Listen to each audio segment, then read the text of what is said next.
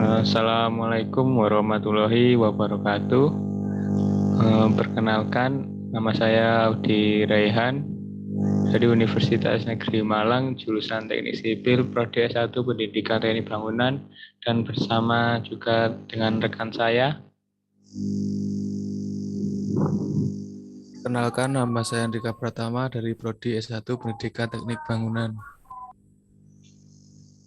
Oke, di sini kami akan mempresentasikan hasil kerja kelompok kami untuk materi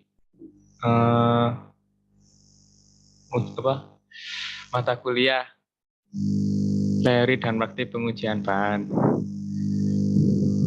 Dan untuk materinya yaitu keselamatan, kesehatan, keamanan kerja atau K3L di Laboratorium Pengujian Bahan Departemen Teknik Sipil Fakultas Teknik Universitas Negeri Malang.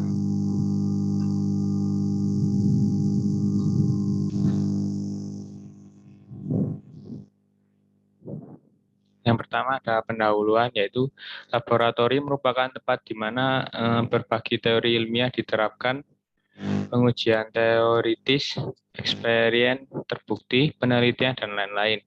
Dengan menggunakan alat bantu yang menjadi penunjang dari fasilitas dengan kualitas yang memadai, atau menurut MDA dan Latanja J 2017.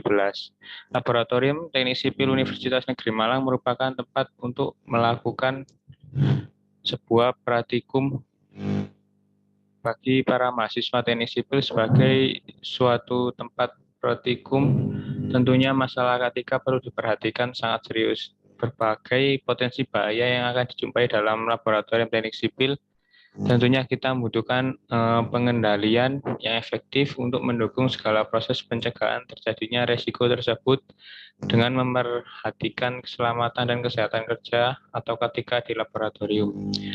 Metode hierarki adalah serangkaian proses untuk mengidentifikasikan bahaya yang mungkin timbul dalam aktivitas rutin atau tidak rutin di perusahaan.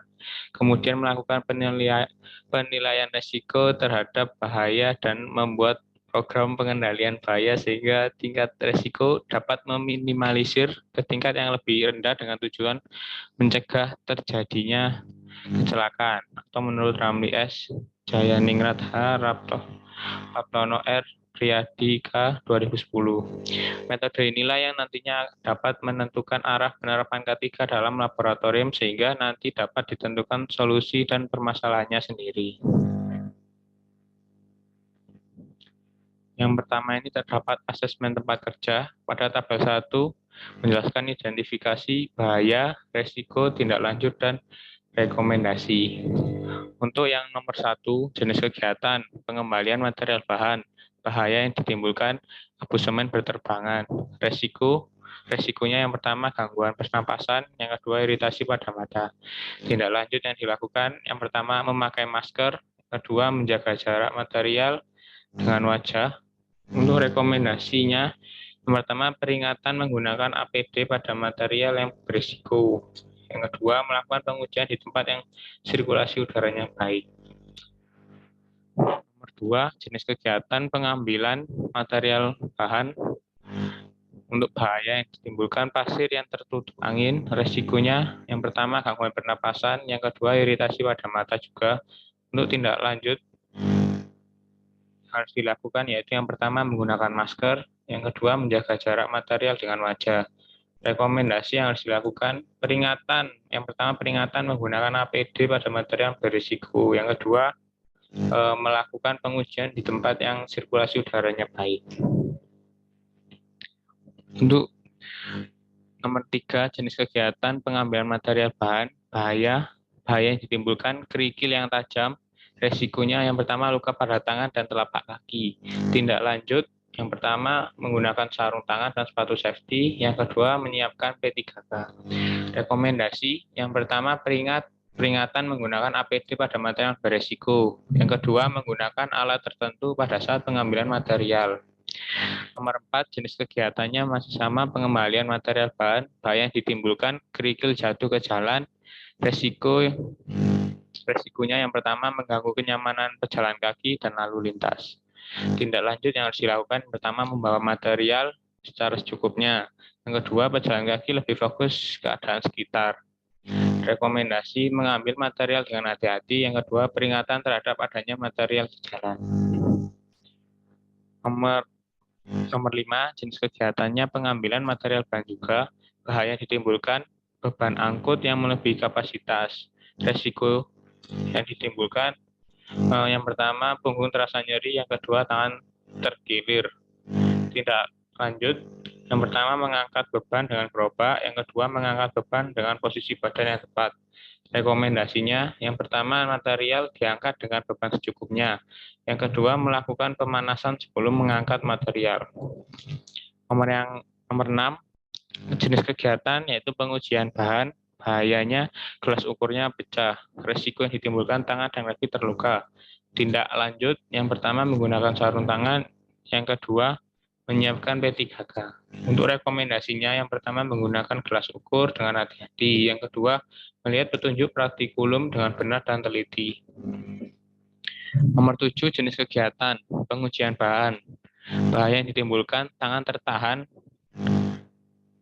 elemen panas pada oven. Risikonya tangan luka bakar.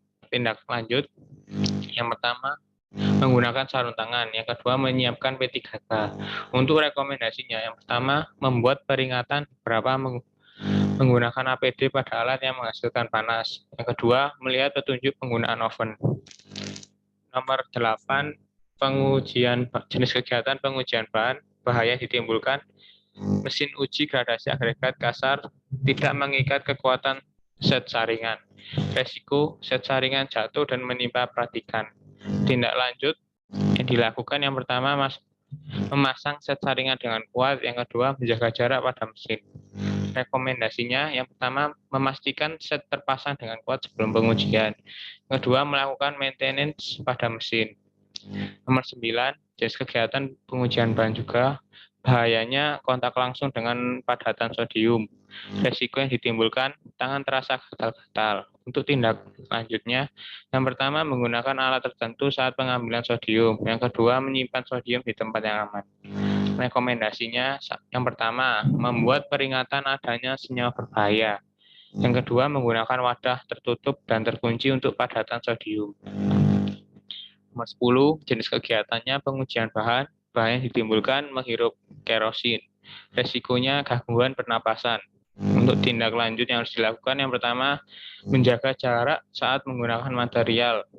Yang kedua menggunakan masker. Rekomendasinya, yang pertama menjauhkan objek yang mudah terbakar. Yang kedua membuat peringatan terhadap material yang berbahaya. Untuk selanjutnya mungkin akan diteruskan oleh rekan saya. Baik, saya akan meneruskan dari Audi yang nomor 11, jenis kegiatan pembuangan limbah sisa material pengujian. Bahaya yang ditimbulkan limbah jatuh di jalan. Resiko yang terjadi, yang pertama mengganggu pejalan kaki dan lalu lintas, yang kedua pencemaran lingkungan. Tindak lanjutnya adalah menyediakan tempat pembuangan limbah, membawa limbah dengan kapasitas secukupnya. Rekomendasinya membawa limbah ke tempat pembangunan dengan menggunakan karung atau jerigen yang sesuai kapasitas. Nomor 11, jenis kegiatannya membuat campuran beton.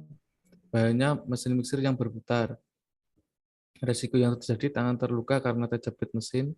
Tindak lanjutnya memastikan alat berhenti sebelum tangan masuk. Yang kedua, menyiapkan K3. Rekomendasi yang pertama adanya pendamping saat memakai mesin. Yang kedua, melihat petunjuk dengan benar. Nomor 13, jenis kegiatannya membuat campuran beton. Bahaya yang ditimbulkan sakar mesin terkena air. Resiko yang terjadi konsleting. Tindak lanjutnya adalah meletakkan saklar menjauhi daerah yang basah atau mudah terkena air. Rekomendasinya adalah menaruh air ke mixer dengan hati-hati agar tidak terkena saklar. Nomor 14, jenis kegiatan membuat campuran beton. Bahaya yang ditimbulkan mengangkat bahan material ke dalam mixer. Risiko yang pertama adalah tangan terkilir, yang kedua punggung terasa nyeri. Tindak lanjutnya adalah mengangkat bahan dengan posisi yang tepat. Rekomendasinya adalah melakukan pemanasan sebelum mengangkat beban. Nomor 15, jenis kegiatannya adalah membuat campuran beton. Bahaya yang ditimbulkan adalah posisi mesin tidak terkunci dengan kuat. Risiko yang pertama, material jatuh. Yang kedua, dapat mengenai praktikan. Tindak lanjutnya adalah mengunci mixer dengan posisi ke atas saat proses mengadukan. Rekomendasinya adalah mencegah posisi mixer sudah terkunci sebelum mesin dihidupkan. Lanjut.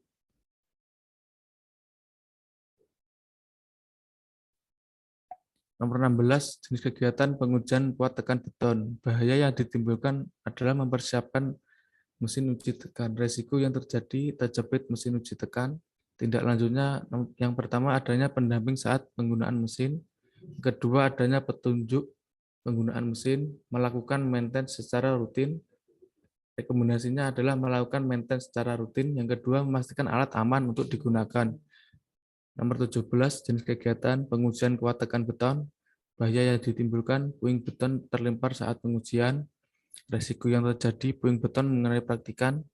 Tindak lanjutnya yang pertama, memasang penutup besi pada mesin pengujian, membersihkan mesin secara berkala. Rekomendasinya yang pertama, menutup dengan rapat kisi-kisi pada mesin. Yang kedua, menyesuaikan kecepatan berdasarkan standar. Nomor 18, jenis kegiatan penggunaan listrik. Bahayanya, kabel listrik putus atau terlepas. Resiko yang terjadi konsleting dan tersengat aliran listrik. Tindak lanjutnya mengganti kabel yang terputus, menjauhkan kabel yang terputus dengan air. Rekomendasi melakukan perawatan dan pemeriksaan secara rutin. Kegiatan nomor 11 adalah kegiatan umum. Bahaya ditimbulkan adalah penyebaran virus COVID-19. Resikonya terkena atau terpapar virus COVID-19. Tindak lanjutnya adalah pengecekan suhu sebelum memasuki ruangan, kedua menggunakan masker, ketiga menjaga jarak. Rekomendasinya adalah satu, membentuk Satgas penanganan virus COVID-19, yang kedua memberikan peringatan terkait penyebaran virus COVID-19. Untuk nomor 20, jenis kegiatannya adalah evaluasi. Bahaya yang ditimbulkan adalah dalam situasi darurat, resiko gagal dalam evaluasi penyelamatan diri dari bencana alam, gempa bumi, atau kebakaran. Tindak lanjutnya adalah memberikan safety education sebelum praktikum. Rekomendasinya memasang petunjuk arah penyelamatan diri dalam ruangan, memberikan edukasi terhadap mahasiswa, evaluasi dalam situasi darurat. Lanjut, pembahasan penilaian risiko digunakan untuk menentukan tingkat risiko ditinjau dari kemungkinan terjadinya leakage, nilai tingkat dampak konsekuen, dan nilai tingkat keparahan safety. Lanjut. Tabel 2, nilai tingkat kemungkinan terjadinya leakage. Tingkat 5, dengan kriteria Almos-Kerstein, penjelasannya terjadi setiap saat. Tingkat keempat, likely, penjelasannya sering terjadi. Tingkat ketiga, kriterianya moderate, penjelasannya terjadi sesekali. Tingkat kedua, unlikely, penjelasannya jarang terjadi. Tingkat pertama, rare, sangat jarang terjadi. Tabel 3, nilai tingkat dampak consequence. Tingkat pertama, dengan kriteria insignifikan, penjelasannya tidak terjadi cedera, kerugian material minim. Yang tingkat kedua, minor, cedera ringan, kerugian material sedang. Yang ketiga, moderate, penjelasannya cedera sedang perlu penanganan medis, kerugian material besar. Tingkat 4, dengan kriteria major, penjelasannya cedera serta kerugian material besar dan dapat mengganggu produksi. Tingkat kelima, dengan kriteria ekstrim, penjelasannya menyebabkan kematian dan produksi terhenti. Nilai tingkat keparahan safety sama dengan nilai tingkat kemungkinan dikali dengan nilai tingkat dampak. Lanjut. Tabel 4, matriks tingkat resiko. Livwood 5, tabelnya sebagai berikut. Keterangan E, ekstrim, risk tidak dapat diberikan toleransi dan perlu adanya penanganan segera. Risk memerlukan perhatian dari pihak manajemen dan melakukan perbaikan secepatnya. M, moderate risk, resiko dapat diterima kondisi belum darurat. Low risk resiko dapat diatasi dengan prosedur rutin. Lanjut. Pengendalian resiko K3. Eliminasi adalah usaha menghilangkan sumber bahaya di tempat kerja. Substitusi adalah pengganti dengan metode yang lebih aman dan material yang tingkat bahayanya lebih rendah. Rekayasa teknik adalah melakukan modifikasi teknologi atau peralatan guna menghindari terjadinya kecelakaan. Pengendalian administrasi adalah pengendalian melalui pelaksanaan prosedur untuk bekerja secara aman. Alat perlindungan diri adalah alat berfungsi diri yang memenuhi standar dan harus dipakai oleh pekerja pada semua pekerjaan sesuai dengan jenis pekerjaannya.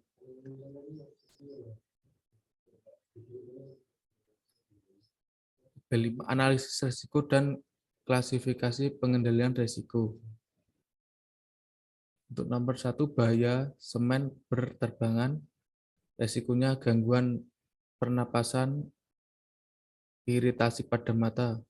Penilaian risikonya adalah L3, C1, S3. Kategorinya adalah L. Pengendalian risikonya adalah rekayasa teknik. Nomor 2, pasir yang tertiup angin. Risikonya gangguan pernapasan. Penilaian risikonya adalah 313, kategorinya L. Pengendalian risikonya rekayasa teknik. Yang ketiga, kerikil tajam. Risikonya luka pada tangan dan telapak kaki. Penilaian risikonya adalah 326, kategorinya M. Alat pengendalian risikonya adalah alat pelindung diri. Yang 4, kerikil yang jatuh ke jalanan. Risikonya mengganggu kenyamanan pejalan kaki dan lalu lintas. Penilaian risikonya adalah 313, kategorinya L.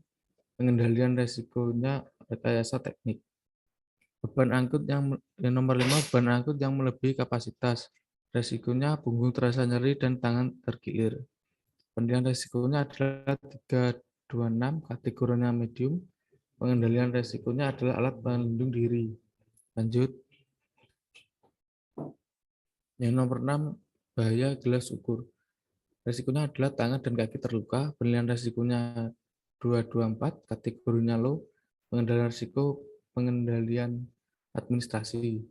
Yang ketujuh, tangan terkena oleh elemen panas oven. Risikonya tangan terkena luka bakar. Penilaian risikonya 326 dengan kategori medium. Alat perlindungan pengendalian risikonya adalah alat perlindungan diri. Yang nomor 8, mesin uji gradasi agregat kasar tidak mengikat kuat set jaringan. Risikonya set jaringan jatuh dan menimpa praktikan.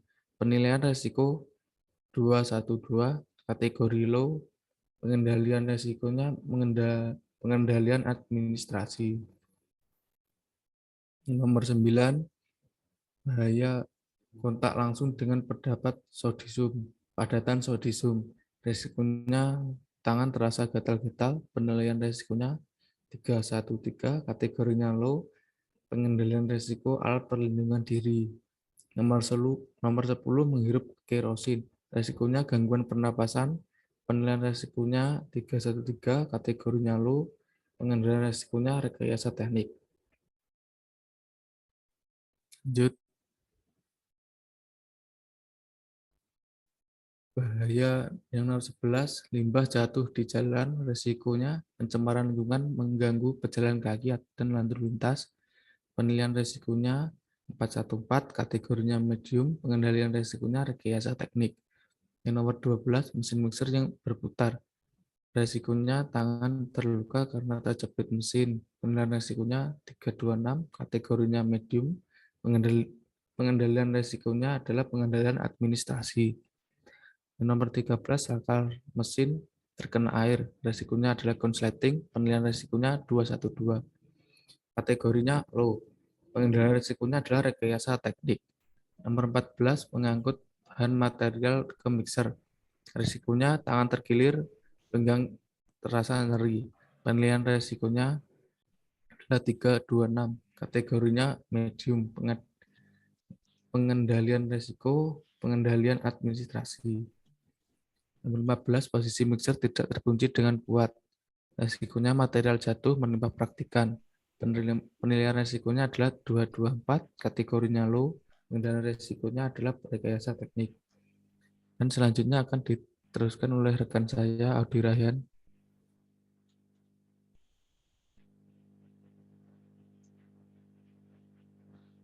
Untuk yang nomor 16, bahaya ditimbulkan pengoperasian mesin uji tekan, resikonya terjepit mesin uji tekan.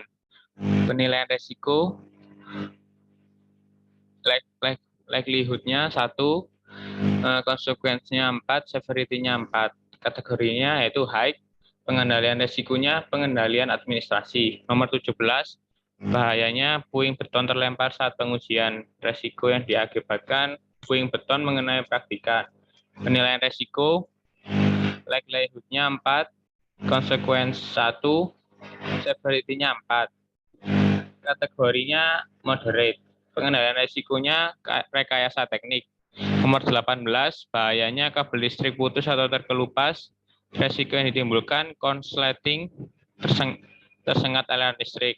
Penilaian resikonya likelihood 1, konsekuensi 2, severity 2. Kategorinya low, pengendalian resiko, rekayasa teknik. Nomor 19, penyebaran virus COVID-19. Resikonya terpapar virus COVID-19. Penilaian resiko, likelihood-nya 4, konsekuensi 3, severity-nya 12. Kategorinya high. Pengendalian resiko, pengendalian administrasi. Dan yang terakhir nomor 20, bahaya dalam situasi darurat, resikonya gagal dalam evakuasi penyelamatan diri. Penilaian resiko, likelihood-nya 1, konsekuensi 3, severity 3, kategorinya moderate. Untuk pengendalian resikonya yaitu pengendalian administrasi. Berikut adalah persentase resiko kecelakaan kerja di lokasi observasi. Dari hasil yang didapatkan dari tabel 5, dapat dijabarkan bahwa kecelakaan kerja yang terjadi pada lokasi observasi dengan resiko rendah adalah 50%, dengan resiko sedang 40%, dan resiko tinggi 10%. Tidak ada aktivitas yang menimbulkan resiko ekstrim. Berikut adalah persentase pengendalian resiko yang diberlakukan. Dari hasil yang didapatkan dari tabel 5, pengendalian resiko yang dilakukan didominasi oleh langkah rekayasa teknik 45%, dan yang ke pengendalian administrasi 35%, dan yang terakhir alat pelindung diri sebesar 20%. Kesimpulan yang pertama, resiko kecelakaan kerja yang terjadi dalam resiko rendah 50%, resiko rendah 40%, resiko tinggi sebesar 10%. Yang kedua, pengendalian kecelakaan kerja yang telah didefinisikan adalah rekayasa teknik sebesar 45%, pengendalian administrasi 35%, dan alat pelindung diri sebesar 20%. Sekian dari presentasi kelompok kami, kurang lebihnya mohon maaf. Wassalamualaikum warahmatullahi wabarakatuh.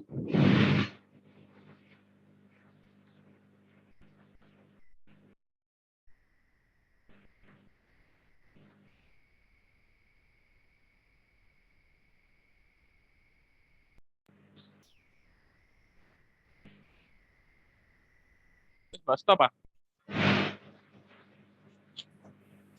Stop, Pak. Kurang record, Mas. Hah? Sing record awakmu. Oh iya sih ya. Gitu.